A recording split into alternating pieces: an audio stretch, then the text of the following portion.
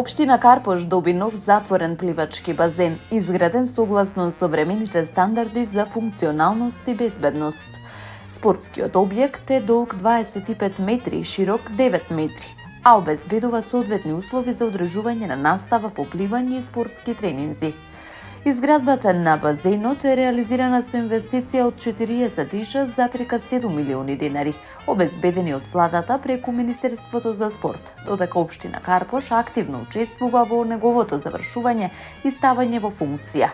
Од локалната самоуправа информираат дека базенот ќе биде наменет за учениците и спортските клубови за млади пливачи. Посебен акцент ќе биде ставен на обуката на децата од општинските основни училишта со цел сите ученици до 9 годишна возраст да стекнат основни пливачки вештини. Општината во најскоро време ќе донесе одлуки за моделот на функционирање и управување со базенот, со цел да се обезбеди негово ефикасно, одржливо и рационално користење. Грижата за младите и спортот останува наш врвен приоритет, велат од општина Карпош. На свеченото опуштање во употреба на новиот базен присуствуваа премиерот Христијан Мицкоски и министерот за спорт Ворко Ристовски. Град Скопје продолжува со интензивни активности за уредување и подобрување на јавниот простор паралелно со реализацијата на капиталните инфраструктурни проекти на територијата на градот. Во рамки на тековните активности се врши обележување на хоризонталната сигнализација и замена на дотраените сообраќајни знаци на градските сообраќајници. Од градските власти посочуваат дека целта е зголемување на безбедноста на сите учесници во сообраќајот и подобрување на неговата организација. Истовремено долж булеварите се поставуваат заштитни столчиња со кои се штитат пешачките и велосипедските патеки од непрописно паркирање и узурпација на јавниот простор. Активности се спроведуваат и во областа на одржувањето на зеленилото, при што се уредуваат парковите, булеварските појаси и другите јавни површини, што се под надлежност на град Скопје. Во континуитет се реализира и чистење на коритото на реката Вардар на подрачјето на главниот град.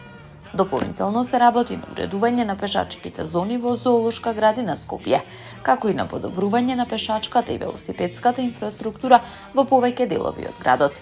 Од град Скопје информираат дека јавните предпријатија работат со полн капацитет со цел обезбедување почиста, побезбедна и поуредена урбана средина за сите граѓани.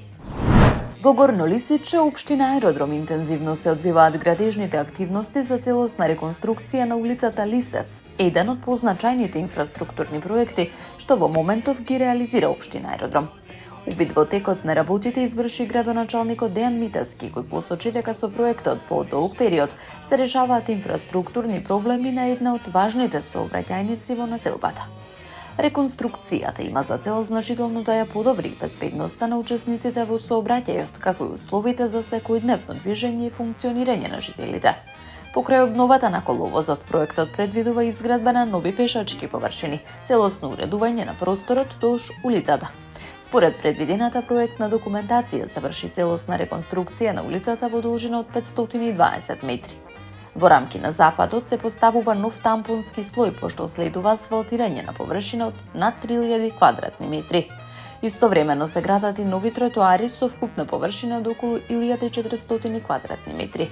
Од општината информираат дека паралелно со работите на десниот крак на улицата Лисец се реализираат и активности на левиот крак, согласно утврдената динамика. Со тоа целиот овој дел од Горно Лисиче ќе добие современ и функционален изглед, велат оттаму. Вкупната вредност на проектот изнесува околу 16,5 милиони денари. Неговата реализација е овозможена со поддршка од владата. Локалните власти очекуваат реконструкцијата да придонесе за поголема безбедност, подобра поврзаност и поквалитетни услови за живот на жителите од овој дел од општината. Градоначалникот Митаски истакна дека Аеродром ќе продолжи со инвестиции во патната и комуналната инфраструктура.